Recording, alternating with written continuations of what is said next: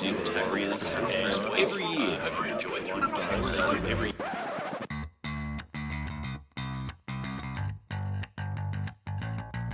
Now Fiddler puts on the step, goes right through, puts on the step again.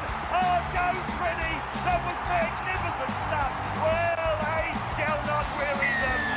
Parcels gets away, Parcels still going. Mullins opens up again. Oh, look at him go. He beats O'Davis on the outside.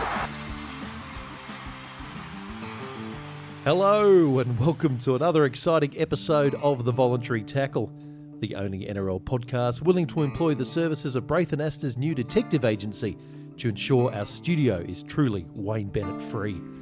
I'm your host, Aimon Brown, and today on the show we'll be discussing all of the hot topics in the largely virus-free world of rugby league, including the spiralling number of COVID cases, Nathan Brown's move to the Warriors, Ivan Cleary in hot water, plus a whole lot more filth and debauchery. But first, I'm joined in the freshly scrubbed Media Watch Mario studios by the only man so obsessed with the length of Cherry Evans's neck that he submitted a sample of DCE's Adam's apple to Richard Dawkins for further study. It's Xander Risotto. Welcome to the show, mate. Thanks, mate. Good to be here. And yes, I have received a response on that DNA sample. He is, in fact, part giraffe. Okay, so that's because you were always you contended yeah. that, didn't you, that he was the missing link between giraffe and Homo sapiens. That's right. He's a separate species, Homo giraffe. Does that mean there are other... I don't know if that's actually... if that's a species or a gender. I think it's just a gay giraffe. If he is that, by the way, it would explain why he's a herbivore and he eats nothing but acacia leaves. I always did wonder about that. So I'm glad you got to the bottom of it. On that topic, though, are there any advantages to having a neck as long as Cherry Evans's in the game of rugby league? Yeah, I guess it's probably good for those corner kicks. You know, you can kind of follow it around. What, like the guys that do lawn bowls and follow their bowler? Exactly. Are you saying that Cherry Evans's neck is so long that he can follow his own conversions? he can stand in that single spot and doesn't have to move infield before the kick from the sideline. You know, and he can see all the angles. Obviously, exactly. As a playmaker, that's important because he can see what's happening on the left wing and on the right wing all at once. And you know, frankly, running into contact, you know, he can sort of throw his body one way and his head the other and dodge players in ways that others can't. Is that good for the whiplash though? I feel like in the world of CTE brain injury that kind of whiplash off the long neck is probably a bad thing. Potentially. Now, we should mention we are recording today's show only days after the International Day of the Cat, Xander. So all of our warmest wishes go out to Jamie Soward and his non-existent running game. I thought you were going to make a joke about the movie Cats then. No, I didn't go that far, mate. And airbrushed anuses, but, you know. I'll look for another show, perhaps. That would have been the obvious one. Airbrushed anuses, mate. Judi Dench's muff. I should have went there. Now, before we become Josh Dugan and feign a myriad of injuries for the purposes of earning a penalty, just a reminder you can follow the Voluntary Tackle on all of the socials via the handle @VoluntaryTackle. But we're mainly on Twitter, let's be honest. You can also follow Xander Risotto on Twitter via the handle @Xander_TVT. Now, Xander, before we get into the show, there's a lot to talk about. In fact, my whole script's been blown up in the last 24 hours because the whole game changed. But before we go there, I believe you've got some late-breaking news on Matt Lodge. Yeah, but apparently he's out for the season with a broken leg now. Okay, so it gets better for the Broncos. I'm going to put this to you. Did he break his own leg just to get the fuck out of there? Yeah, I wouldn't put it past him. I would have. Is there any images on CCTV at Broncos headquarters where he's got a mallet and he's just going at his own kneecap? Yeah, that or he's just been kicking a metal pole or something endlessly, you know. Oh, he did that in New York very infamously at one point. Let's not forget. Let's never forget. It's like the Holocaust. Remind us year in, year out so we don't make the mistakes of the past. Now, to start the show today, Xander, we're talking the endless viral array of COVID breaches. The NRL have had quite a few over the past week, quite a few over the past 24 hours as it happens. Wayne Bennett, Alan Langer and the entire Brisbane Rugby League system apparently have been caught up in this, Xander, as well as Paul Vaughan. Big shout out to Braith and Astor, obviously, for sending us that extensive list, by the way. Now, it probably makes sense to... Allegedly. Allegedly. That's right. Sorry, Braith. I'm sure it wasn't you. Although, what are the odds of you turning up to the Grappa restaurant at the same time? I don't know. Let's not go into it now. But let's start with Wayne. Now, he's been fined $20,000 and suspended for 2 matches after he was caught dining at an Italian restaurant in Leichhardt. Now, under the NRL's strict biosecurity rules, players and staff are not permitted to attend public venues like pubs, clubs, restaurants and cafes. Now, Wayne's response to this, Xander, and this is what I really want to get to, he said, look, it's just getting a bit too tough, was the quote, to keep up with all the new rules, and he found the protocols, quote, too confusing. Now, Xander, poor old Wayne is doing little to buck the perception of being an older gent with comments like that, isn't he?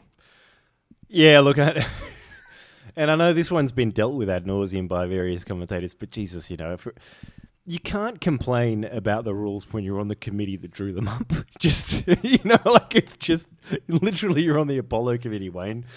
Everybody else, I thought Stewart said it best when he basically said, yeah, he'd have loved to have gone out for a beer and done all these things, but he knew what the rules were, so he didn't. Yeah, he was filthy on it. Situations like this show you the true character of people, which just goes to show he fucking hates Wayne. That's right. But it is just selfishness in the raw, isn't it? Petulant. It was so bloody petulant and childish. I love the fact you brought that up. He was on Project Apollo, which is supposedly the intelligence committee for coming up with the biosecurity rules to begin with. The very rules I can't keep up with these laws I've created. Exactly. Is it akin, mate? It's a little bit disconcerting for me. Do you think this is akin to, I don't know, like a pilot of an out-of-control plane blaming the screaming passengers for the flight deck manual being a bit too confusing? I feel it's just a bit much from Wayne here. Yeah, I mean, there's no defence. I think everyone's acknowledged it. I actually think he kind of got off pretty lightly in the end. Like, given because he flashed his seniors card in the press conference, he's like, "I've been doing it for weeks." I mean, he just made it worse. Like, been going to cafes, went to a rave. I mean, it just was giving the game away. And I'm like, why did you get the same fine as Ivan Cleary? Shouldn't you have been given maybe like 5 times the amount? Yeah, because Ivan's was a mistake. Like Ivan's was him being a bit stupid and offhand. But he didn't put the entire competition at risk.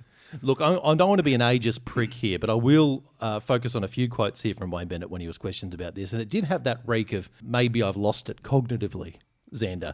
Now, he said in the conference, and I quote, "I didn't think it was a breach of the rules, and if he had known that he wouldn't have gone out." But then he went on to explain that he did know the rules, at least he was confident he knew the rules, and then went down a real rabbit hole of old man logic when he said, "You look at the TV news programs and people in different parts of Sydney have different rules.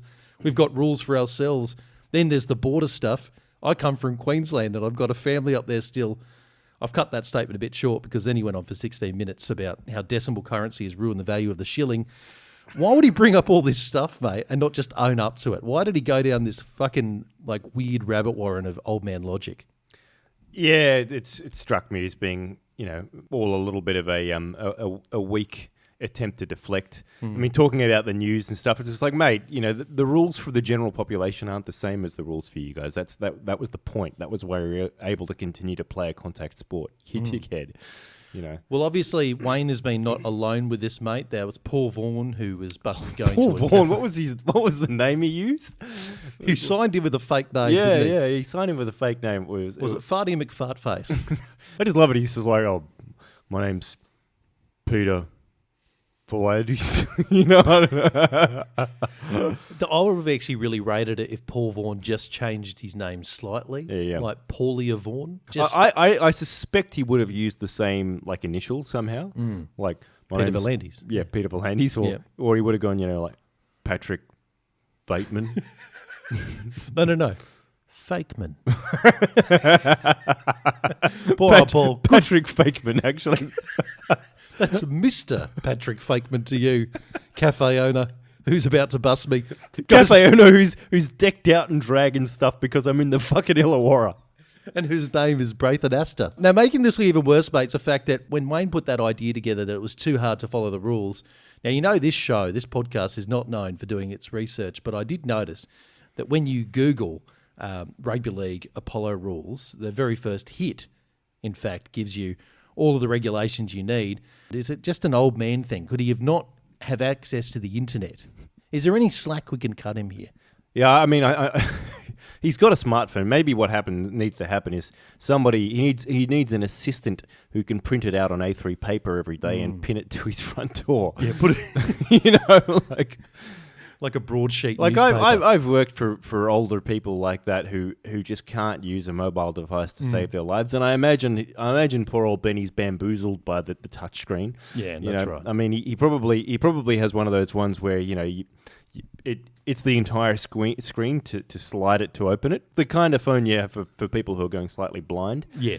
So I think you probably need to go analog with Wayne is my suggestion. Are there any risks of giving him a smartphone in 2020? I mean, is he likely to get hooked on Pornhub or something? Like I said, I'm sure he has one. I just imagine he doesn't use it very well. Is there a Pornhub for the elderly? I think there's a subcategory within Pornhub for the I elderly. assume there probably is. There is. What would it be called? Hey, well, I mean, it's Tinkle in my wrinkle. probably. You know, I've just actually thought of something. You know what would be a really good name for an old man porn song? Don't come in my pills unless you really mean it. That's something to marinate on.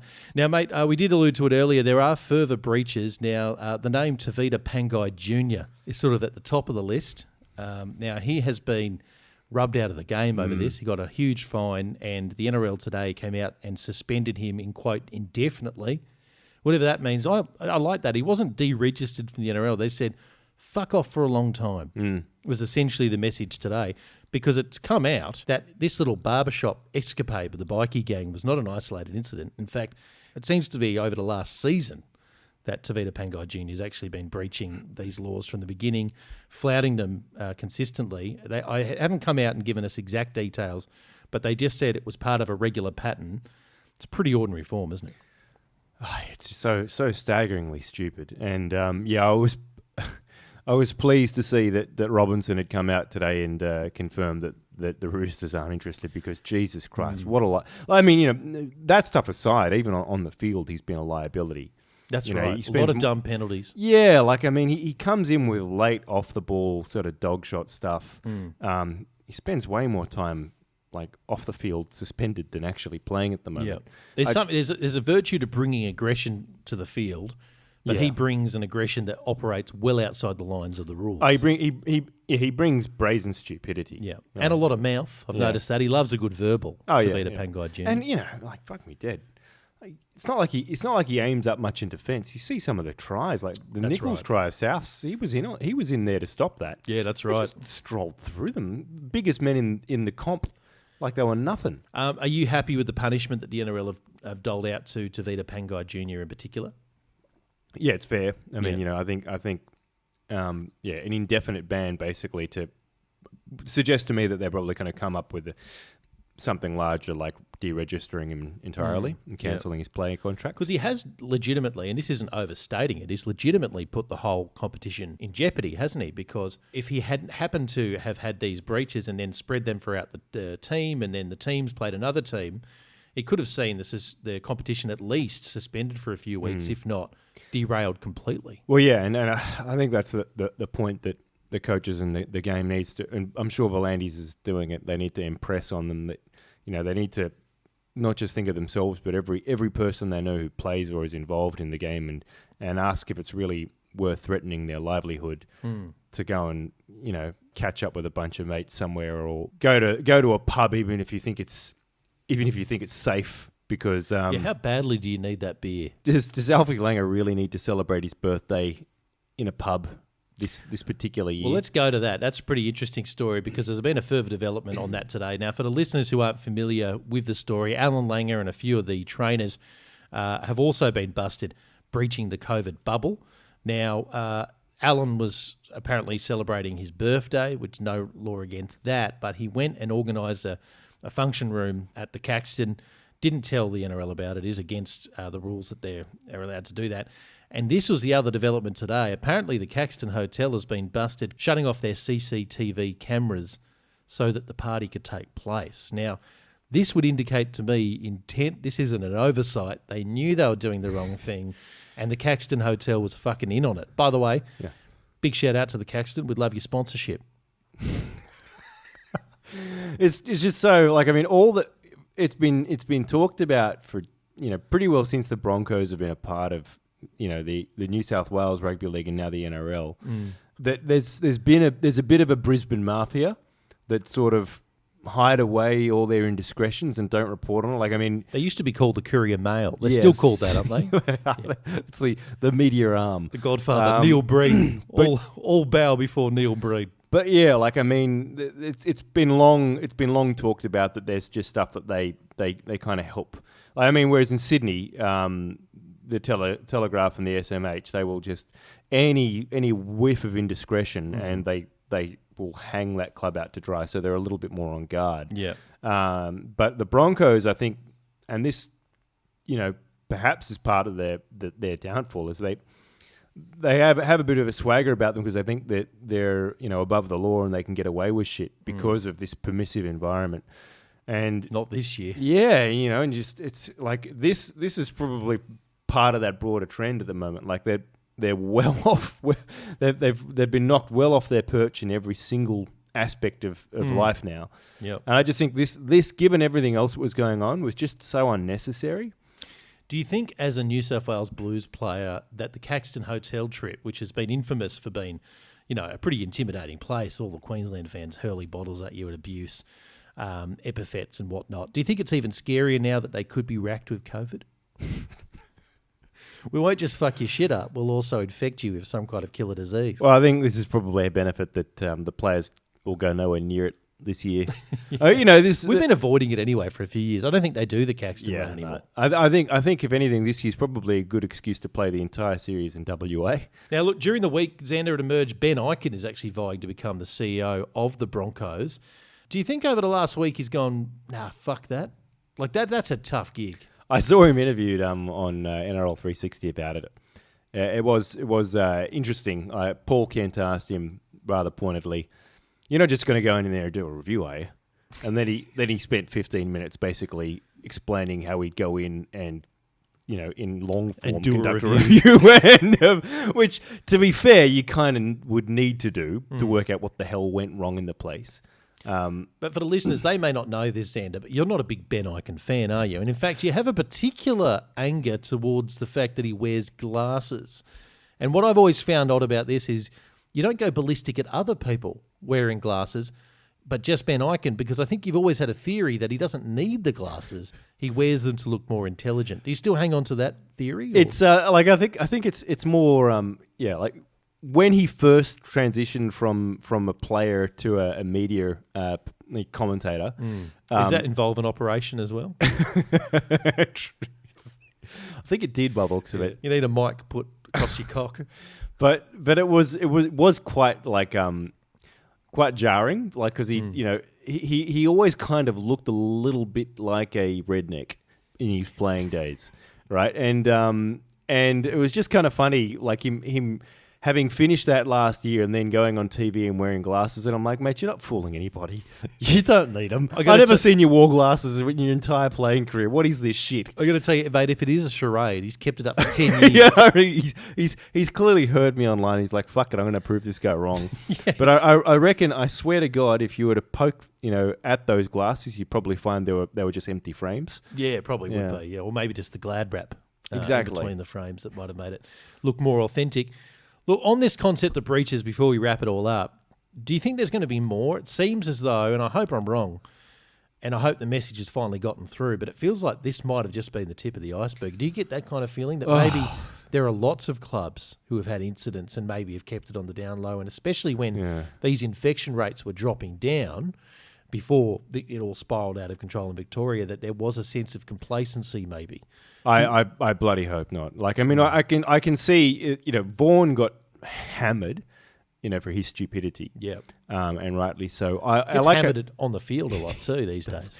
But like I said, I do think the Sydney clubs, generally speaking, Wayne's Queensland arrogance notwithstanding, but they're more sensitive to the fact that the media will crucify them for any slip up, and I think the Melbourne Storm are too professional an outfit to fuck up, and the Warriors, know too much what's at stake. So I think it's probably more likely to be isolated to Queensland. If there were another club guilty of it, I would suspect it's probably the Cowboys. Whereas I actually think the Gold Coast are under Holbrook. I suspect they're more disciplined at the moment. Well, they definitely are on the field as well. You mentioned the Warriors there. I did not know this until during the week, but apparently they're on a different set of rules to every other club. But are you aware of this? Because I found this a bit confusing because apparently I think they're staying on the Central Coast and there's lower infection rates. I get that's right. that. But it's not as though there's a border there. We know that the state has a certain number of cases. We're on a bit of a knife's edge.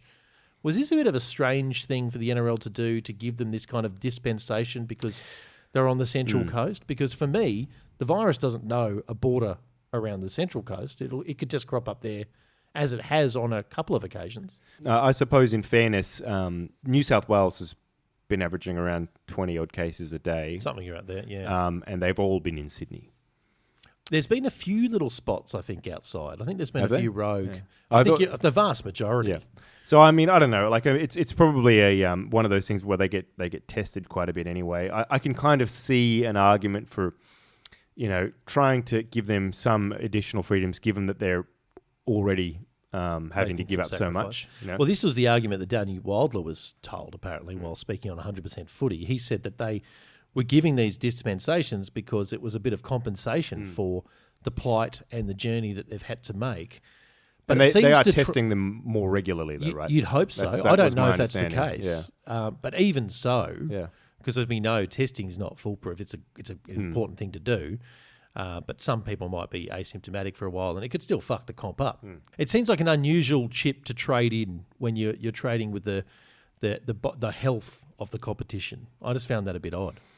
Yeah, it's a tricky one, right? Like, I do see a kind of statistical argument in favour of it. Yeah, given that they definitely lower risk. Yeah, like, I mean, if you're in an area where there's 0 confirmed cases, and the most, I guess, the highest proximity of cases is in a massive city just south of you, and even there it's like a handful.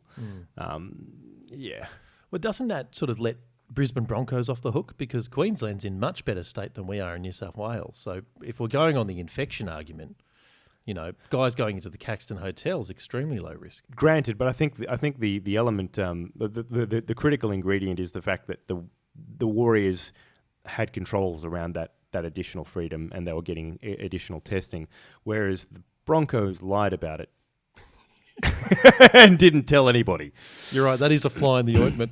Now, there were rumours floating around yesterday, Xander, that Ryan Hall had actually breached protocol as well, but the league has agreed that the virus needs a live host to be dangerous, so he's now in the clear, which is obviously important. Now, to close this one off, mate, a bit of a delicate subject matter involving the Brisbane Broncos coach, Anthony Seibold. He has been the subject of some pretty vicious online social media rumours, but he's engaged lawyers to investigate this. What did you make of this whole chapter? It seemed like a very sordid and sort of sad affair, because we do know that Anthony has had a legitimate family issue, which they haven't gone into detail, but we know it's probably very serious. And that's why he stayed in Sydney, and that's why he's been rendered suspended for 2 weeks, because he breached protocol to do that. What have you made of the whole chapter of the rumours online and the social media trolls? Yeah, like I said to you sort of off air earlier, in a certain sense, it reminded me a little bit about Pappenhausen's recent highlighting of the amount of vitriol and death threats that they get when they play a bad game, and like that blew me away, because Jesus, the Storm don't play many bad games, and if they get death threats, then what the hell? Exactly right. Apparently, it's because he ruined someone's multi. Yeah, I saw that. I'm like, well, Jesus, mate, fuck, it's your problem. For the record, I didn't say go fuck. But mate, it was a 7-legger.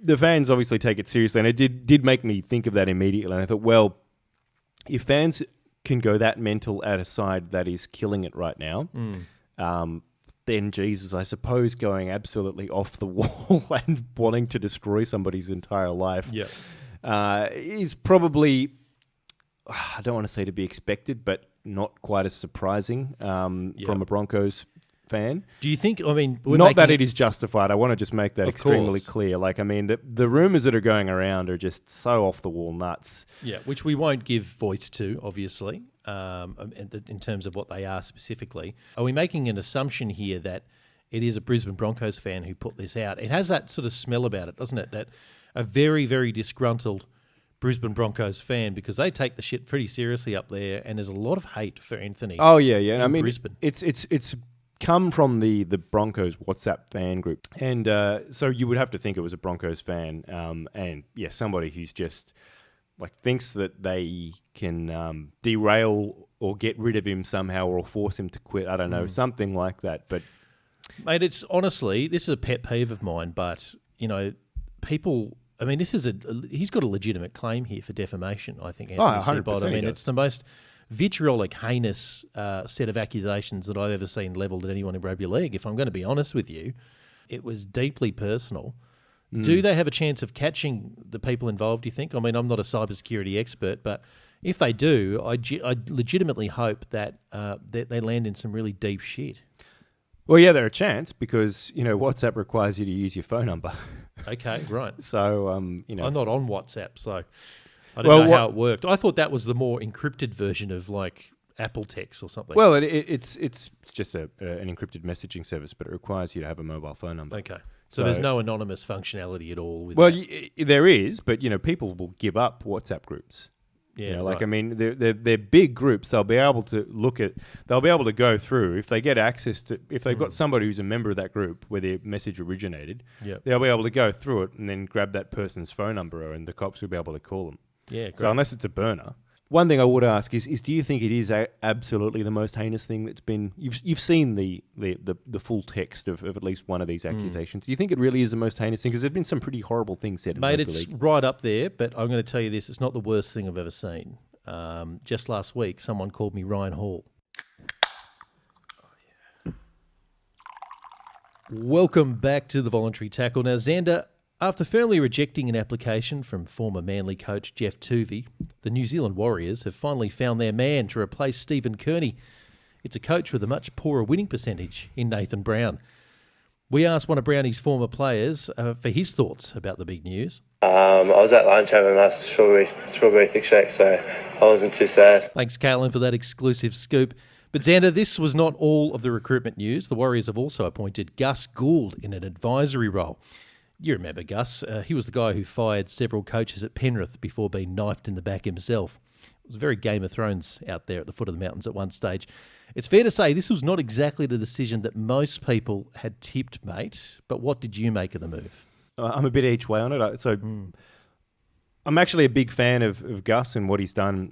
He copped a lot of shit about his long-term planning at Penrith, but I mean, he put a 2080 plan in. That was amazing. But it is a funny one. Like the first year after he's left and kind of gotten out of the way, it just seems like they have an endless production line of talent all of a sudden. Turns out he was onto something. Yeah. So I actually think he's the perfect guy in that sort of backroom developmental role for the Warriors because they do have riches of junior talent that could be harnessed. They just need someone to make it coherent and develop a system there. Yeah. And, if you get that in place, then you eventually have first of all, a competitive Warrior side, but then an argument for a second New Zealand side eventually. So what is this then? If this is the development route that we're criticising here, because the New Zealand Warriors, generally speaking, have a lot of native talent in their team, don't they? Yeah. Is that the composition that, say, a Nathan Brown, Gus Gould partnership should bring to the club, or should they have more of a sprinkling of Australian players in their team? Because I've noticed in more recent times there hasn't been too many Australian-based players in that team, and it hasn't worked out too well in terms of results. I don't know if it's a key variable or not. Would that be something that they have a look at? A bit more of a sprinkling of mature sort of NRL talent? Well, I mean, they've done that as well. They've gone down that road previously. I mean, frankly, Blake Green was kind of in that mould for them, right? He's in the mould for sure, but he's an outlier. He's gone. Yeah. But there aren't too many of them. Yeah, they've had a few here and there. I don't think they're lacking Australians. I think they're lacking the right cultural influences. I think they need somebody to bring a level of professionalism and precision to the place. See, I think my point there sort of dovetails into what you're talking about with the development system. I think you're right. There's so much talent in New Zealand that it should be getting. Obviously, there's a bit of a missing link in the chain there where they just don't come in NRL ready. And so if they get that in place, which isn't going to happen overnight, then I think that they'll just have a flood of local talent and they'll be extremely competitive. But that's not going to happen because I think the system is not there at the moment. It'll take them 5 to 10 years to build it. Probably. Exactly. So my point there with the sprinkle in Australian talent, I guess I'm thinking you need something to plug some interim. holes. Yeah. This is just an interim strategy as they work on that development funnel. Is there any merit to that? You think? Oh no, I agree. And the question is, who are they going to look to target? Like what they could, if they were to target a few players, there are a few Kiwi nationals that they could target that would bring a heck of a lot. Like Jesus, if they were to get Brandon Smith from the Storm, he's a New Zealand representative. Oh, he'd be a great guy. He'd obviously bring some of that Storm experience over. I mean, mind you, we thought that about Stephen Kearney. Well, it's funny you mentioned targeting players. So Browny came out really early and said, we've drawn up a list of players that we want to buy as a foundation for the club going forward. Now, we already found out today that he's actually landed 2 of his men. So it was Ewan Aiken and Kane Evans. But he also had a few others on the list. Adam Elliott, who did today signed with the Bulldogs, so he's off the list. He would have been a great buy. He's also outlined a Wigan centre called Oliver Gildart. I'm not familiar with him. I went and looked him up. He's a sort of a smaller, sort of sharpish kind of centre. Not a lot of size to him. And they've even, and this is a controversial flag, they were looking at the still sidelined Jack de Belin pending a legal clearance. Jack de Belin. Do you think that's an odd call given all of the baggage around him? Now, Yeah, I'm that not is- saying that he's obviously everything's before the courts. We're not making a value judgment on his guilt here, but just from an NRL recruitment point of view, you're not just recruiting Jack de Belin there, are you? You're recruiting all the baggage around him. Yeah, I would have. I mean, if you're going in there to try and kickstart a new era and drive cultural change, I think it sends a poor message. I think maybe you look at a Jack de Belin type player in a couple of years when that's all been cleared up. Yeah. Sure. But Assuming it is. Yeah, exactly. But whilst it's still uncertain, wouldn't go near it with a 10-foot pole, would you? It does seem like an odd call. Well, I'm going to throw it over to you, though. You've got the magic marker. You can put your recruitment list together. You've mentioned a couple already, but if you say you could buy 4 or 5 moderate to marquee players, who should the Warriors be chasing for 2021? Yeah, it's a fair question. I would be focusing on the spine. I think they've actually done pretty well. I mean, in a funny sort of way, their side hasn't looked too bad this year, and I don't think that they need to do a ton on the recruitment front. Their forwards have really held up. They've been playing pretty tight footy for a lot of the year. Yeah. I think it really probably is in the halves, and ironically, I think Green, if anything, I would have wanted to keep him. So, because he's been playing pretty well. And he's gone now to his 12th club? Yeah, he's gone to Newcastle. It's amazing how many clubs they he's wanted played to get rid of the influence of what's-his-face, that player manager, Moses. Oh, yeah, right. Is that the reason? I didn't know that was the reason. So that was the background, is that they wanted... there's the whole thing that player managers have too much power, and if you look at Newcastle, basically, I think it's Isaac Moses, right? So apparently, he manages the coach and half the team. And so he's effectively their recruitment officer. Yeah, right. And at that point, the coach and the club lose control over who's coming and going, and they can't really build a football club. That's where the regulation needs to come in, right? Yeah. Because the moment you have a stranglehold on an entire club, there's definitely a conflict of interest there, isn't it? Surely it should be a critical mass of players that you can manage per club. Yeah, that's right, and you shouldn't be able to manage coaches. They wanted to purge the club of his influence. They saw it as pernicious and that it was part of the reason for their bad on-field performances. What about Brownie himself, mate? What does Brownie bring that they haven't had there already? Now, I don't think you are acerbic wit, really overly exuberant in your praise of Brownie when I've heard you chat about him. Now, it's hard to judge him in recent form in the NRL, obviously, because he got given probably the biggest shit kicker job the rugby league had going in the Newcastle Knights. There was a couple of wooden spoons in a row there, but the club was in all sorts dire straits. They just needed someone who had a steady hand to come in and kind of rebalance things. I would contend, actually, Nathan Brown did that to a large degree. Yeah. Well, you look at them now, and you have to give them credit on that front, right? Yeah, exactly. And it feels like they punted him right as they were starting to come out of the fog, and in a fashion that probably wasn't the nicest way to be done either. And look, before that, he had the St George Illawarra Dragons, who they didn't win a comp, but they were competitive for the most part until the end there. And honestly, I don't follow the Super League, so I don't know how his stint was at St Helens. That's right. Yeah, I don't know how they went over there, so I can't judge him for that. But to me, I think there are worse options in the world for him to come in. I just don't think he's the best one. I agree. I don't think he's the worst, but I was a little bit bemused that that Tuvi didn't even qualify for an interview. The criteria. Yeah, so I mean, I don't know. I thought that Tuvey did a heck of a job with a Manly side that had all sorts of problems when he went in there. The way he left it, I know there was criticisms of that. So maybe that's the issue, is that he's not considered. Maybe he wasn't considered somebody who could handle the enormous. Well, I guess the broader aspects of what they were expecting around managing the roster and other things. The fact is, they didn't even fucking ask him. They didn't even let him in an interview. Yeah, well, that was my issue. Choose whoever the fuck you want. That's right, and that's kind of what I was going to get to. So, but we wouldn't know, like, if he's developed, because that was 7 years ago now that he coached Manly to the grand final that they lost to the mighty Sydney Roosters. And what was he batting at? Around a 65% winning? He wasn't doing badly. Maybe 60-odd%. Yeah. That's pretty damn good in the NRL. I mean, maybe it's a good thing. I mean, I did think he looked like he was at the on the verge of having a stroke and a heart attack simultaneously after every match he lost. But think about the successful coaches that do look highly anxious. One comes to mind. He looks like he's going to have a cerebral hemorrhage every game. Great Bellamy. Jesus Christ. It works for him. So I don't know if being an overwrought, highly emotional character is exactly a disadvantage for a coach. One thing I'll say about Jeff Tuvey is I know that he doesn't come across as the most articulate guy in the world, but he really understands footy. When you see him talk, I think he does some work for NRL.com. When he's talking about the game, he really does genuinely understand what it takes to have a winning football side. And clearly the proof's in the pudding, because when he was, at the helm at Manly, they played quite well under him. Is it a question of him having been out of the game or been out of a senior coaching role now for just too long? I mean, yeah, that's an interesting question. I hadn't really thought about that too much, but I've got to say... It's been a while now, right? Like, we were wondering when his next coaching big gig was going to be, and it just never seemed to come. And I always thought that he would actually move into the Blues. I thought that was going to be... Before Freddie took over, I could see Jeff Tuvey being a successful coach of the New South Wales Blues. Freddie and his yoga and vegetable shakes and barefoot walks. Exactly.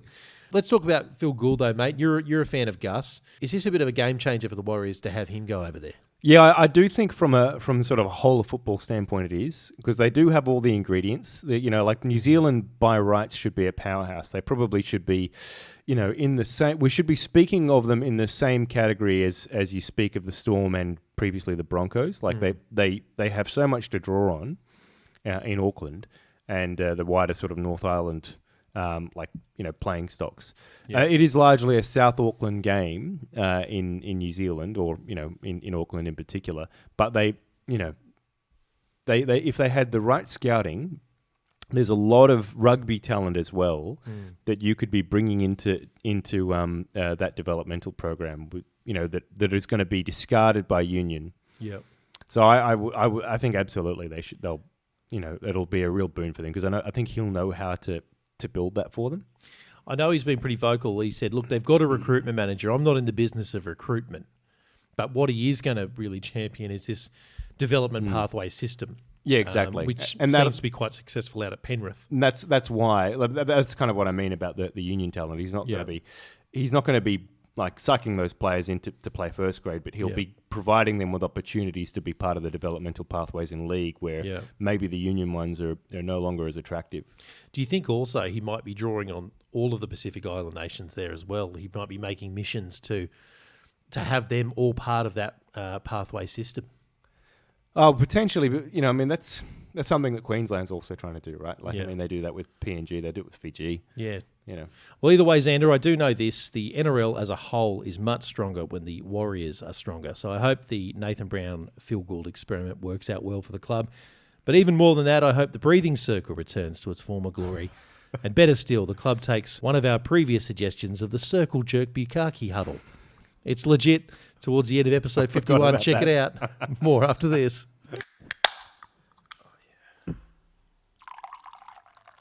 Welcome back to the Voluntary Tackle. Xander, Ivan Cleary, he found himself in some hot water this week. And no, this time it's not because of his infamous rub and tug hot spa. This time it's because of comments about the referees he had after his side's victory against the Raiders. Now, he has been referred to the integrity unit, mate, because he's been deemed to have questioned the integrity of the referees. Peter Volandi's also flayed him alive in the media. How did you see his comments?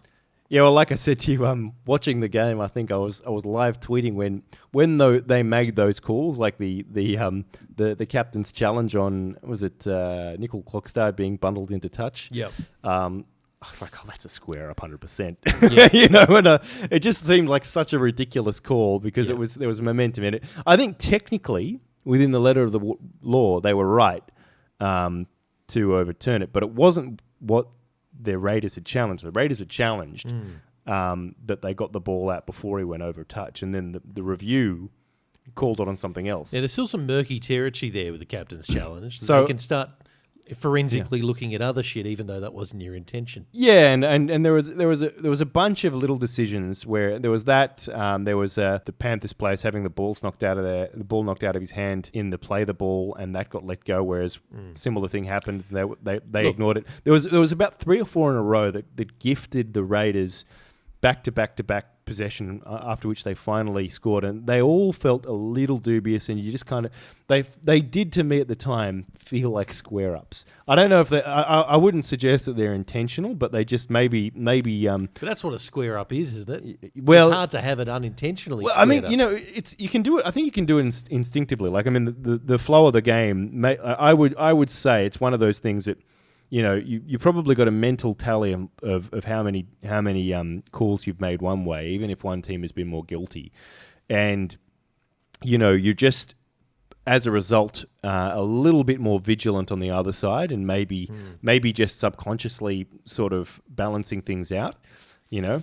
Here's my thing. Like that happens in rugby league games all the time, right? There's a run of bad calls. The referees are highly fallible. Obviously, the issue here is the integrity of the referees. Yeah. To say there's an intention to, and I think the words were he managed the Raiders back into the game. He said it felt like they were being managed back into the game. He didn't actually accuse them, I think would be the fair thing to say. I think the biggest knock on what Cleary said was that you're right. Like, he questioned the integrity of the referees by saying that. He didn't outwardly accuse them, so there's a wiggle room there because he said it felt like. I know, but that is very small wiggle room, isn't it? It is. I pose an alternative one. It felt like the referees were cheating out there. But they weren't. That's going to hold up in court, It just felt like it. But what I would say is the biggest knock is the fact that they fucking won. I know. And so just leave it alone. Like, here's my thing about Ivan Cleary, right? Now, the results speak for themselves. His team is going very, very well. So I'm not knocking him as a coach. I'm knocking him as a person here tonight. Because every time they flash up into the coaching box, have you noticed just how fucking unhappy Ivan Cleary looks? And mate, your team's leading by 80. Why aren't you fucking euphoric? Why aren't you putting whipped cream on your dick and pushing it up against the window screen? Maybe he's trying to learn from Bellamy. I've seen Bellamy when Compson look pissed off. No, that's right. He almost looks like he's missed out on the final cheese bread at the Sizzler. Like after the 2017 grand final, he was punching on the glass and swearing his head off. Ivan Cleary, does he need some fucking happy juice? Does he need some Prozac to be injected into his anus? I mean, why does he look so unhappy, Xander, when Penrith are doing so well? He looked pretty happy when they beat the Tigers, to be fair. That's true. I think that was personal. Yeah, he talked about the old metaphor of getting off and on the bus. I think that time he just ran the fucking Tigers club over, didn't he? Oh, yeah, that was... repeatedly. That was hilarious. Mind you, I heard he was copping it left, right and centre from some random Fox It felt Sports very fan. Nice, France, that one. What punishment would you like to see handed down to Ivan if you could be PVL for a day? And you didn't have to have his weird stooped posture. You could just be you, the strapping with my own Xander Risotto. stooped posture. You could actually pronounce the word rugby league as well. You're Mate, allowed to do that. I love the way he pronounces rugby league. Hey, you didn't early. Fucking, you were so angry early. But now that it's become a meme, you're so on board with it. It's one of those things. It's grown on me like genital fungus. How is that going, by the way? Is the topical cream working? No, it actually seems to have fed it. I don't know what to do. But anyway, That was my fault. Never put Dinker up in your penis, folks. But yeah, in terms of, punishment, I don't know. I don't think he needs. I think this was minor stuff in the grand scheme of things. In all honesty, I think Volandi's reaction to it as being the most deplorable thing in the world felt a little bit overblown. Like, it was a split second in the conference where it's like, I felt like they were being managed back into the game. 3.5 minutes later, Tavita Pangai Jr. Yeah, news broke. Given what else has been going on in the game, this feels like we have other problems. Yeah, and If anything, I would be more looking at what punishments I could give Wayne Bennett. Do you reckon we should just bring back the stocks? You know, like in the Wild West, we get Ivan Cleary, they stoop him down and put in the stocks, and then disgruntled fans could sort of just throw rancid tomatoes at him for about, 3 or 4 days. Forget the money, forget all the rest of it, just humiliate him. He probably won't ever do it again. I think he would.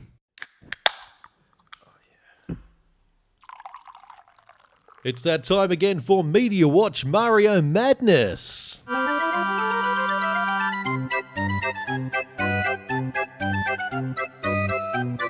Well, it's a rare treat, Xander, when we're joined by our good friend, Media Watch Mario. Of course, our studio is named after Media Watch Mario. It wasn't named after that Italian chef that I had a brief affair with. I thought it was after the character Mario from the Nintendo games. No, because I was always a Luigi man anyway, because Mario, fat shit. No. Mate, let's be honest with you. Luigi had all the agility. He carried Mario throughout that fucking franchise.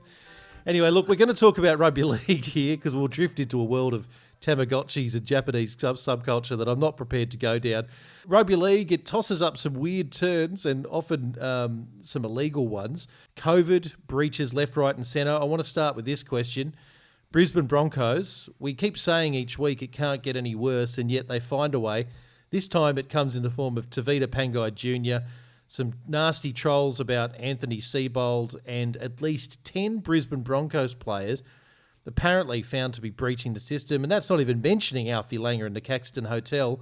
I want to get your thoughts on it. Where are the Brisbane Broncos at the moment with all this stuff? I think they're being very smart. They know that they're on track for a wooden spoon, so by getting booted out of the comp entirely, they avoid it. Do you think there is a chance that they'll lose competition points over all of this? Because it seems to have happened at a club level. There has to be, like this whole Project Apollo has to have had something set up and ready for in the event that there is such a huge over-the-top breach like this. This is a club-wide thing, ignoring the Brisbane trying to get their coach booted by, spreading accusations about him is one thing, but that's between them and him. That's not really our problem, but this is the problem of everybody, and I don't think it's acceptable at all, and I think they should be booted out of the comp for the rest of this season, honestly. Okay, when you say booted out of the comp, you don't mean stripped of all their points. You just mean being asked to leave, like someone who's had too much to drink at a pub. I mean, they're just not invited to play any more games. Anyone due to play them just gets the 2 points because, let's face it, they were going to anyway. Yeah, I know. Just a question, though. I mean, on the mechanics of that, Mario, does that mean you would then retrospectively have to go back and for all the teams that did lose to them, the Bulldogs, etc., they'd then have to be given the 2 points? Oh, there's a curly one. Because the breaches happened after those games occurred, so they were playing those games legally, and now playing now would be illegal. Therefore, it would make sense for teams to get those 2 points now. I take issue with that, Mario, because you could still field a team that other sides could go up against. They just have to be in their reserves. That would be within the rules. But if you were to just strip all of their points and then give everyone who played them and lost, I mean, it's really only 3 teams. It's not going to affect the ladder too much. Are you sure they could field a team, given they've got some people like Jack Bird and Matt Lodge out for the season? Are they actually going to, in a squad of 30 with 10 people breaching rules, are they going to have 17 left? It's a big question. I'm not sure how many came, if those people came from injured players or what. I'm not sure who the 10 are. I've got a bold question mark. I've got a bold suggestion for you then, Mario, along those same lines. It comes in the form of one Wally Lewis. Is it time for a comeback? Well, Alfie and Lockyer are both still at the club, aren't they? Well, Alfie's breached as well, so you can't bring Alfie in. Damn it! Well, Lockyer, he's got three jobs at the club, all of which he does terribly. So let's put him in at 5'8", 10 fullback at the same time, double his pay packet again, and he'll do an even worse job. Look, you've mentioned Alfie Langer. We can't have a conversation about the Brisbane Broncos and COVID breaches without talking about that a little bit more in depth. Came out today that it looked as though the Caxton Hotel turned off their CCTV cameras, Mario, so that Alfie Langer could enjoy his COVID breach in peace. It was just Alfie, by the way, and 43 of his closest mates. What should be the ramifications there for the Caxton Hotel and Queensland Rugby League more generally? Because it seems as though there's a bit of a cabal of secrecy going on up there, And they clearly wanted to keep this quiet. Well, I mean, we've all air quotes known for a long time that the Queensland media and etc. were all complicit in covering up Brisbane Broncos crimes, and here's some actual evidence of it happening has gotten out. I don't know what the answer is to this, though. It's just more reason why the whole club just needs to be boosted out and probably some sort of punishment for next year. I agree with you. They've got away with a lot over the years, and one story that probably doesn't get enough play was when they abducted that small orphan boy who had cerebral palsy, and no one really held him to account with that. In fact, he's still playing this year, Brodie Croft. Big shout out. Not playing particularly well, but you're doing your best, mate, and hopefully you'll get freedom soon. I want to talk about Mario as well. Nathan Brown, he's been, let's face it, he found a job, which is excellent, because I think he was a glassy at the Mariners Golf Club there for a little while, but he's got a job as a head coach with the Warriors. He's joined up with one Phil Gould. Did you see this combination coming? I didn't, because when the Warriors came out and said, Jeff Tuvey, you're not qualified, to be honest, I didn't disagree with them on the inside. The fact is, Tubes does look somewhat cooked in the media. You've got to question how good a first-grade coach he's going to be. But the problem is, so's Nathan Brown. So if you look at them both being equally on the nose, intellectually speaking, then at least Tuvey has a better coaching record than Nathan Brown, and therefore he's a better option. So, to me, if Nathan Brown is the answer, then what the fuck was the question? And I've got to say, at least Jeff Tuvey has more of an excuse for being punch drunk, because he really put his body on the line. Not sure what Nathan Brown's excuse was, because he generally had the cleanest jersey for the Dragons when he played. He probably had 3 runs his entire career. Yeah, it's an interesting one though, mate. I mean, we had this same discussion earlier.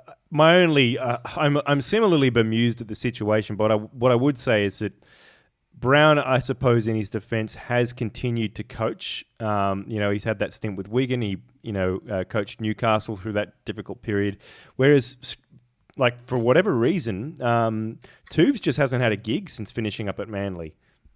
Yeah, it's pretty sad now for old Tubes. I think he just needs to go off quietly into the sunset, because it's getting pretty embarrassing for him just getting knocked back constantly by absolute basket case club like the Warriors. If you can't get a job there, then just go to England or something. Go get a job over there, or go coach reserve grade team. Just prove yourself somehow. But just begging for every single shitty job that comes along just kind of looks sad. So just to be clear, when you are asking Jeff Tuvey to walk off into the sunset, that is a euphemism for euthanasia, isn't it? No, if he was a ex-Roosters player, then I would absolutely be, subscribing to that theory, but not with an absolute legend like Tubes. No, just making sure, because that would be putting him out of his misery. Euthanasia is a mercy, a tender mercy for a lot of people in the world, mate. Well, and apparently the entire Victorian health system agrees with you, because that is euthanizing every old person in the state. Yeah, I'll tell you what, they're really bringing that demographic down by about 10 years at the moment, south of the border. I mean, it's great news for the Labor Party, because if apparently, the demographic is the boomers and builders that are all the ones who vote Lib, then Labor's going to be in power in Victoria for a long time to come. Do you know who I feel sorry for, Mario? The poor old humble Victorian retirement castle.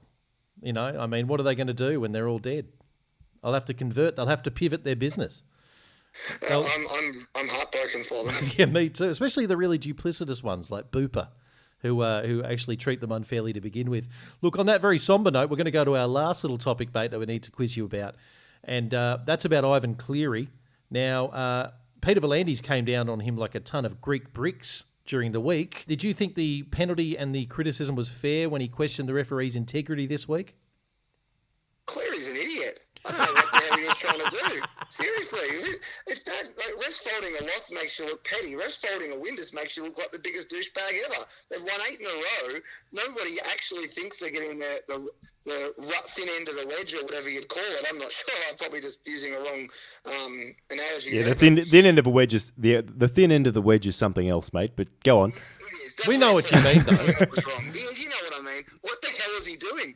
He deserves a bigger fine, except that, good on him. He's actually, I kind of like Penrith doing well, because Phil Gould's gone, so it makes Phil Gould look shit. So I'm kind of in favour of Penrith doing well at the moment, and I look forward to the Warriors somehow going further backwards. Well, Mario, that segment rocketed very quickly. We always appreciate your candid thoughts, and often they come with an explosive-laden approach to certain players within the league. But we love that about you as well. Thank you for joining us here on the Voluntary Tackle again for another week. It has been my pleasure. Thanks again. Hashtag Bust for Cust. Bust the car. Again, I have to say, Mario, I'm sure you mean cust or bust. Bust for cust just doesn't make any sense. So I'm just going to put it out there. He's such a stickler, Mario. Just because all the players at your club are so unattractive that you don't understand the feeling of enjoyment that can come from... Do you want to make a seeing physical such a beautiful bust young boy? of cust? Is that what you're saying? To make a sculpture of Do you him? want to make a head sculpture? That makes more sense. We need a bust of If you're cust. offering, We need a bust of cust. Put in the I mean, change that would be room. really handy for the spank bank.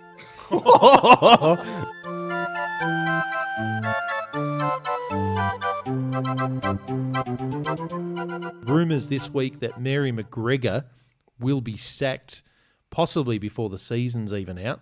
Do you see that coming? And B, is it the right move? You'd be a fool to not see him getting the sack coming, given the results over the amount of time he's been in the saddle. Question is, they've actually been doing all right lately. Who are they going to hire in his stead? So the thinking is, what, Flanagan is going to come in and take the role. He's still suspended, so he's actually completely out of the equation. Yeah, so he can't coach the side for a little while. No. Like Although he's coaching inverted commas, I think, at the moment. Yeah. So I mean, but how long is he out for? Is he able to come in in 2024? I think he has to serve at least another year. I think is my understanding. So who are they going to get to coach? Well, I guess there's a bit of coaching musical chairs going on at the moment, and they're all failing coaches. What about you got Todd Payton, who said he's he's not going to coach at the Warriors. I think has his eyes on the Cowboys. Yeah, so job. Payton clearly, I mean, he's done well in the limited time he's had in the saddle at the Warriors, but it's not, a few good games in a franchise going through dire straits. There's a lot there that you can draw on, and I mean, we've seen the mistakes clubs make, signing coaches who they think are promising really early. Yeah. Siebold. But he's probably one of the rising positive news stories on the coaching front at the moment. But Do you know what I love about him as well, though, is the fact he looks so imposing. yeah, When they flick to him in the coaching box, he just looks like someone, and it could be looks completely like Lex false. Luthor with a goatee. Pretty much. Yeah. And I just think, I don't want to fuck with that guy. And I reckon the players are going, I don't want to fuck with that guy. And I'll do whatever he says. And they have been playing better under him. They have been playing well. To be fair, though, the Warriors this year have been strangely consistent. Like, they've had a few sort of rough games here and there where they've played truly clinical sides like the Storm. Yeah. But they've had a few games where before Kearney was sacked, they completed it close to 100%. Yeah. Like, they haven't been bad. All right, well, let's go back to your original question. Who would St George Illawarra go after? If not Mary McGregor or Flanagan at the club. Now, whoever comes in, presumably, is probably going to have Flanagan as an assistant. So it's not Payton. Yeah. Brown's what makes obviously you think not going definitely there. not Payton, by the way? Well, because he wants to go back to North Queensland. The reason he didn't take the Warriors job was because he had family up in North Is Queensland. that the entire reason, though? I reckon there's more to that story. Because remember, he was a big fan of Kearney, and I probably didn't enjoy the way he was sacked. There might be some, Maybe, spillover bad yeah. blood there. I don't know. I'm It's- speculating. It's possible, but the mail was that He's got his eyes on the Cowboys job. So I mean, if he doesn't get the Cowboys job, maybe. Which he probably, that's still a stretch to say he's got that locked up. If it's not him, who is it? Would Wayne Bennett go up there? Well, if he's not banned anymore, But yeah, exactly. When the restrictions ease, he'd be maybe able Wayne to, Bennett. able to go out and eat as a man should be. What about Anthony Griffin? He's still floating around as a potential candidate who I think was probably wrongly knifed at Penrith, because I don't know if you remember, he got knifed at a time when they were coming fifth. Yeah, that was weird. No, Griffin. It was a personality conflict with Phil Gould. Let's be honest and call it what it is. He still, to me, got the stocks to actually take a first-grade NRL team. It was a little bit like the Kearney sacking, wasn't it? It was one of those decisions that had kind of been made based on the previous year's results. I'm going to throw another one at Yeah. you. Assistant coach down at Melbourne is Jason Riles. He's a former Dragon. Yeah. He could be a chance potentially if they're willing to gamble on a new coach. Craig Fitzgibbon is being groomed under Robbo. Yeah, but he's not going anywhere. He's made that clear. Yeah, well, I hope that's not the case. But eventually, he might say that now. But, how long will he hold true to that? Well, what has he got? Another 2 years in his contract. So, but he wouldn't be going anywhere until 2022, effectively. Remember NRL contracts? They're written on Kleenex tissues. I know, but mate, the Roosters are different. Yes, You know this as well as I do. I do. I mean, unless you're, you come from a rotten culture into our club, like clearly Adam O'Brien did. Do you see him as a trader now? No. I say good luck to him. I think he's a good coach. Yeah, no, I mean, and he did come in, and I think he had a positive influence, and he left, and that's fine. It's tricky, right? It's there's not that many high quality coaches, and there's not and the jobs that are going around are not teams that are sort of high flying. They're all fixer uppers. Other stories going around, mate. Darcy Lussick has been making some posts on Twitter. I don't know if you've been following this. Signs of distress. Now, he was playing for the Wolfpack, wasn't he? That's right, yeah. And he's one of the many players that have been left high and dry. 3 or 4 months in arrears of payments, stuck over in the UK. No one's sort of paying their bills for them. How does this reflect on a club like the Wolfpack? Is this something that could end the brand, end their success before they even got any momentum? Well, yeah, no, it absolutely could. I mean, so it's a combination of things. It's a failure of the Wolfpack, but it's also a failure of the Rugby Football League in the UK. So they have had 3 years. A lot of hate going out there for the Super League administrators. Well, yeah, like I mean, there's a stark difference in the way the NRL has managed the situation with the Warriors, worked with the government to come up with creative solutions to manage their challenging visa circumstances. Let them break COVID rules. Well, that's not a visa issue, but anyway. You said the NRL had worked with them on a variety of things. That's so right. I mean, But yeah, like I mean, so they'd worked with the government and worked quite aggressively to try and manage the situation and gotten concessions. Whereas it looks like the Rugby Football League have just, they had 3 years knowing, for example, that the visa situation was untenable for their players because they have to spend the preseason training and preparing in the UK because it's too cold in Canada, and they wanted the preseason games to not have to travel back and forth. Yep. So they train and live in the UK. Was it you that was telling me, though, that deep down the administrators of the English Super League don't really want the Toronto Wolfpack there anyway? Well, there's a sense of that maybe it's not the administration itself. I often think that the Rugby Football League is more just encumbered with incompetence than it is with that sort of ill intent. Like maliciousness, yeah. Yeah, but there is definitely a strain of English Rugby League that is really like virulently against the Wolfpack, and that you have seen that in the way that they've been criticised since they're coming into the lower leagues as well. But getting back to the issue at hand, this thing with the visas has been known about for 3 years and no special arrangement or no special poor planning. Yeah, and the players have been living, and for all intents and purposes, they're UK workers, but they weren't entitled, for example, to furlough payments, which is JobKeeper, for example, for us. And this is a point made on the Chasing Kangaroos podcast. Big shout out to the boys. These are all issues that, if they had been managed, and similarly, they were promoted into the Super League, but for example, didn't get a cut of the Super League broadcaster money, which normally they would split it 12 ways. This time it was split 11 ways. So there was all kinds of things where, Did they get anything? Did they at least get lottery scratchy tickets or something? No, well, they've basically been, it sounds like they've been bled dry a little bit.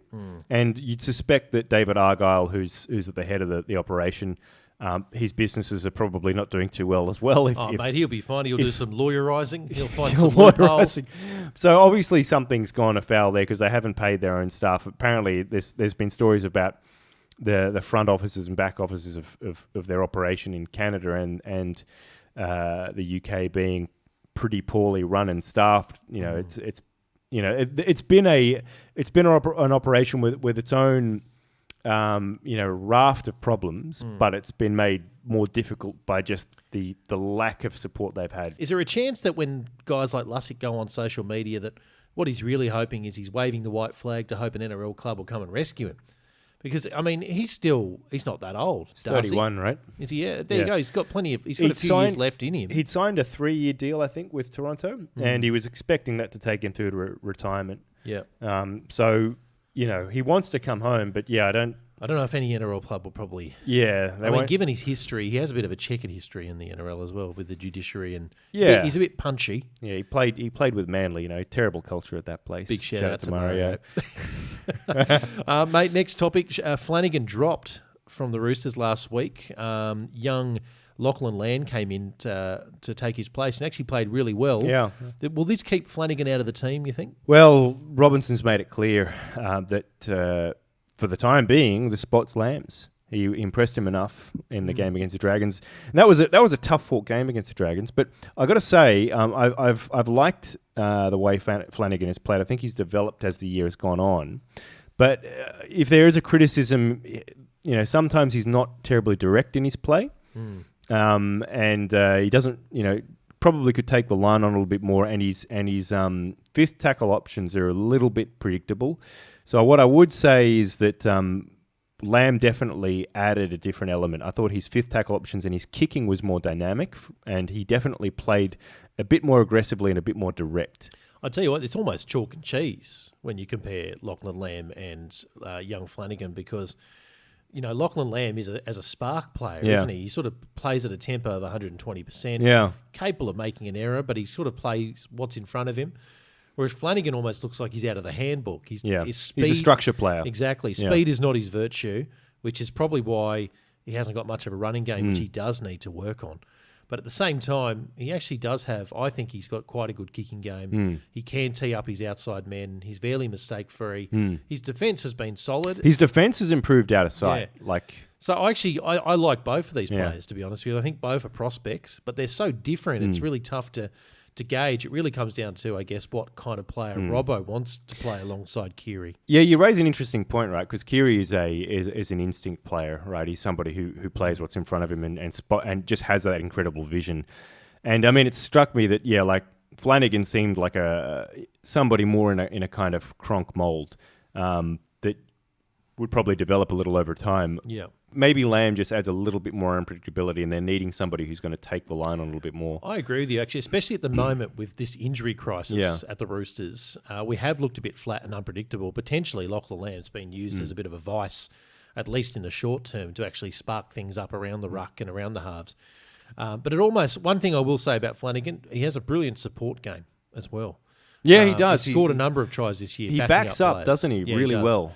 So there's a lot to like about Flanagan. I don't think this is the end of his time at the Roosters by any stretch. I had the feeling when he first got dropped, it was more of a psychological rev-up. Yeah. Because it wasn't as though he was playing really poorly, I didn't think. But it might have just been a little bit of a mind game from Robbo to just say, look, you don't have a mortgage on the 7, and we've actually got depth at the club, and there's someone nipping at your heels. So just letting you know, you're not infallible here. Yeah, no, I agree. I mean, the last thing I would say on it though is that if they probably will help his game, but the other thing that Flanagan brings at the moment is a real accuracy in goal kicking, which we haven't actually had for a long time. Yeah. Like he's been, apart from the odd slip up here and there, he's been incredibly accurate. And my thing is, I actually think Tiki Aho is a brilliant goal kicker, one of the rare props who goal kicks. Obviously, the problem being that he's a prop, so he's not always on the field. 80%, yeah. 80 so you're minutes. hoping that, in the 20 or 30 minutes that he's not on the field and we score, that we've got a decent backup kicker. Well, they score in front of the posts. Exactly. Mate, we're going to finish off with some criticism of Big Madge Maguire. I mean, I love criticising Madge because he's such an angry man. And if he's not kicking chairs or putting his head through walls, he's dropping half the team and then changing his mind on the next Tuesday. Fair bit of criticism coming his way this week from the likes of Brad Fittler, Andrew Johns, Andrew Voss, who have basically said that Madge has ruined the Tigers' chances of making the 8 this year because he's chopped and changed so much. Do you think there's some merit in that view? Well, yeah. I mean, they've got no combinations, right? Yeah. You can only chop and change so often, can't you, before it becomes a redundant measure? See, this is exactly what I was about to say, is that the original intent that was communicated from his dropping of, say, Benji Marshall was that he was going to show nobody that they're safe. And that seemed to give them a bit of a kick up the backside. But then they lost another couple games, and so he chopped and changed more, so as if to reiterate the point. And now he's done it so many times that it's almost like everyone thinks the positions are now a lottery, And so it doesn't matter what they do. And it shows on the field, Yeah. doesn't it? Because you see the guys out there, they look far from relaxed. Yeah. And I'm talking about the likes of Luke Brooks, Benji Marshall, Reynolds. They all look like they're playing for their lives and Yeah. their futures, because under the Maguire regime, no one is safe. And I'll say this about Maguire as well. I think another flaw in his makeup is the fact that he can just decide if he doesn't like you and you're not in his future plans, you're gone. Yeah. And there's sort of not a lot of flexibility there with Madge. Noticed over at Souths. I don't know if you remember when he made Greg Inglis play with one leg, ruined his entire career. That's right.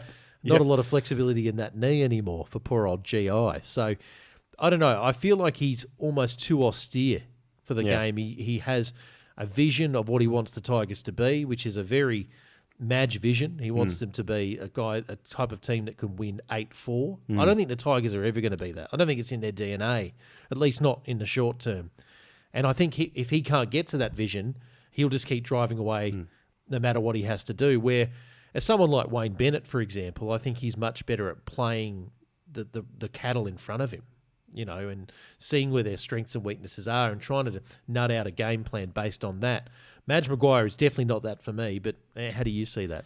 Yeah, no, I agree. I think my, I've said it previously, but my knock on Madge has been I've long thought he confuses tough with smart. Yeah, that's a problem, isn't it? And he pushes players. I think there is a really big difference between deliberate and hard practice and just hard slog practice. I like that. So he conflates smart with tough. Yeah. So he'd be the type of guy to send in Bo Scott to do some advanced COVID work. Yeah, pretty much. But you get the point I'm making, right? Is it when you look at the way really good teams play and really good athletes are, the thing they do is they work hard, but you understand deliberate practice, right? Like the teams or athletes will find an area of their game. They will have these smarts to see where they are weakest. They won't overextend themselves, but they will push themselves to the limit in that area where they are their weakest. So they'll work bloody hard, but they won't kill themselves. Madge I get the sense with him, he just works people. He works players to the death as if they're trying to get into the SAS. Yeah, that's right. Well, he literally does the military training. And the thing about that, I don't know if you know much about how the SAS and the military training sessions are meant to work, but I used to when I was in the middle trying to bring them down from the inside. But the SAS. Big shout out to my Soviet leaders. Jesus, you're a lot older than I am, mate. Fuck me dead. Thought you guys broke up. I was a child soldier. But there's an ethos to a lot of those training routines, which are often as entry systems designed to break people. Because he's effectively trying to break his squad. And that is not what you want to do with a football team that you've paid millions of dollars to assemble. No, exactly right. Because here's the thing that he's missing. In the military, the whole idea is uniformity, right? Yeah. They want you to be the same, have the same attitude, and have the same set of skills, be consistent. Rugby league players are completely different. Exactly. And different roles, different skills, and very different personalities. And he hasn't got the dexterity, the nuance to handle that. Yeah, he thinks he's recruiting for SEAL Team 6. Yeah. And he's got the team that he's got, and the way he approaches it just seems to be a little bit. Yeah, it's always kind of been a blunt instrument approach. Yeah. Should his teams be allowed to carry some C4? At least one of them. A doff of the cap to Madge from the NRL to say, look, we respect your skills. We realise you really want to train SEAL teams and commandos. Have some gelignite. For the first half. Let's not go nuts, just the first half. Should they sanction something like that? How could that go wrong? Don't think they'd win. Luke Brooks would blow himself up.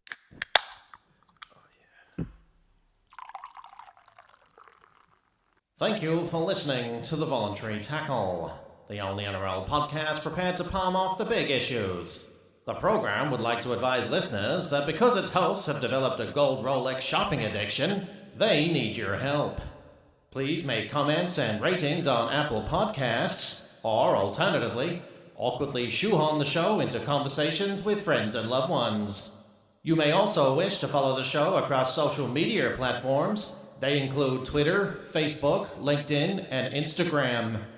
The Voluntary Tackle is now also available on Google Podcasts, Spotify, and Stitcher. Thank you again for flying with the Voluntary Tackle. Your luggage is now our property and you will not be seeing it again. In the event of a non-traditional landing, please assume the Russians had blown another plane from the sky and feel free to panic.